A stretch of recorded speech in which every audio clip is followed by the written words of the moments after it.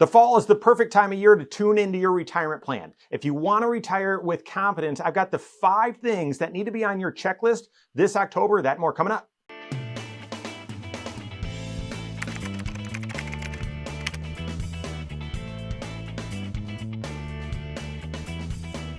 Having a confident retirement doesn't happen by accident. It requires proactive planning on an ongoing basis. You need to be planning for retirement long before you're ready for that event if you want it to be a smooth transition and have a confident retirement. Retirement planning is a topic on all of our meetings in the fall when we meet with our clients. Typically, we meet with clients 2 times a year, more if needed, but typically 2 times a year. We do comprehensive planning, and tax planning is one of those, one of the 6 areas, and therefore we typically meet with clients during tax season to deliver their tax return, go over last minute tax planning strategies, and of course the rest of their financial plan. And then we typically meet 6 months later, which means we've got a lot of client meetings that land in the month of October when we're hitting their retirement plan and going through all areas of their financial life, but certainly tuning into that retirement goal. Why is October, why is this time, the fall, such a great time to tune into your retirement plan? Well, one, you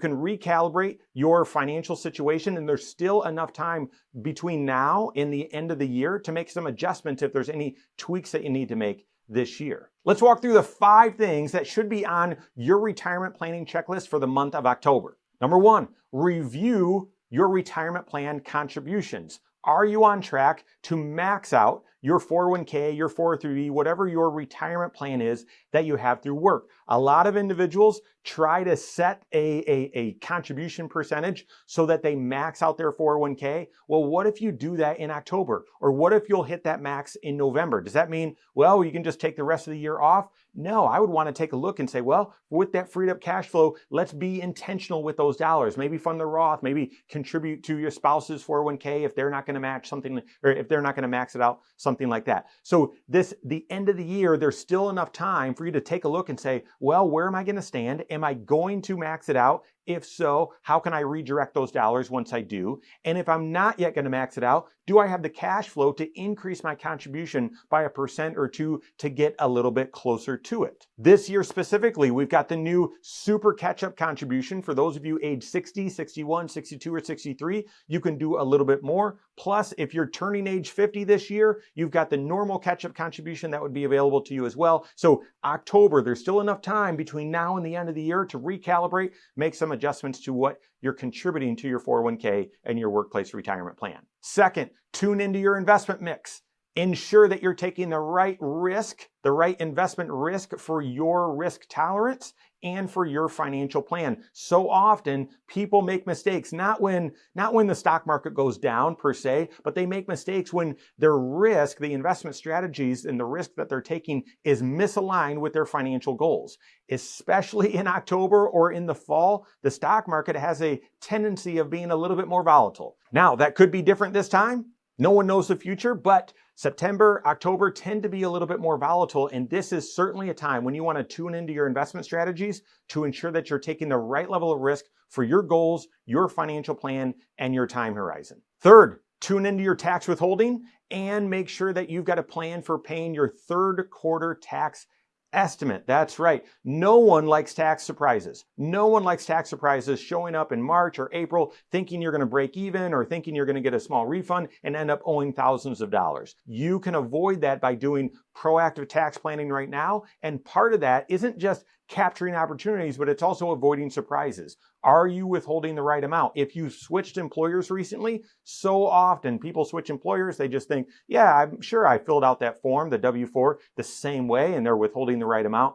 Oh my goodness, so often people make that assumption only to be hit with a big tax surprise. Smart, proactive tax planning this fall can help make sure that you're paying in the right amount, not only so you avoid surprises, but also avoid tax penalties as well. And that flows right into the 4th thing on your October retirement planning checklist, and that is identifying and maximizing tax planning strategies. When you look at tax planning, okay, there's really 2 priorities.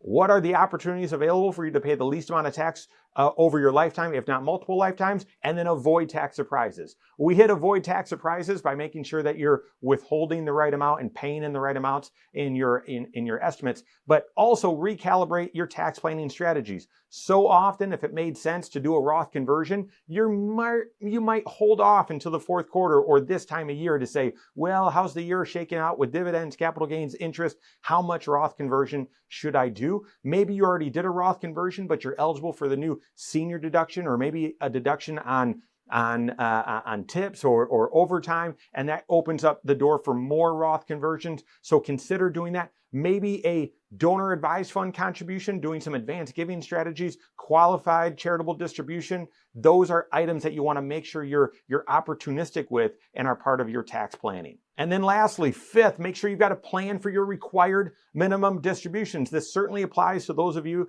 that are over age 73 and you've got pre-tax dollars that you know you're past your required beginning date, and you've got to take that required minimum distribution each and every year. So many people set that up to do in the fourth quarter so that they can do some qualified charitable distributions, or they can see, well, how much did I need to withdraw throughout the year, and what's my tax picture look like?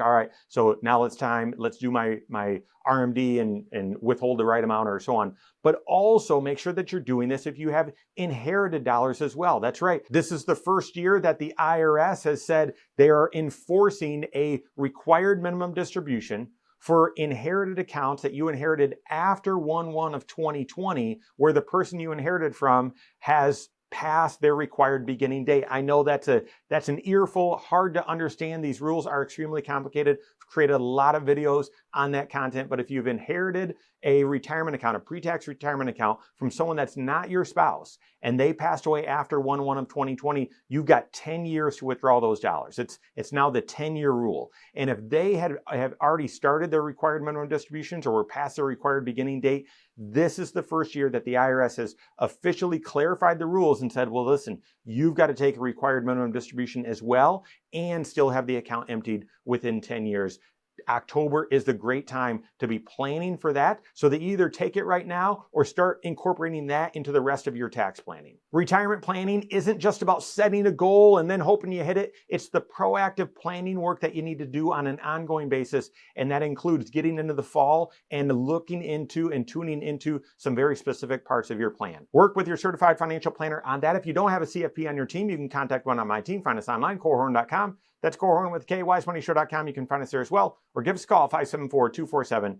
All right, there you have it. Go out and take your next wise step in your financial life.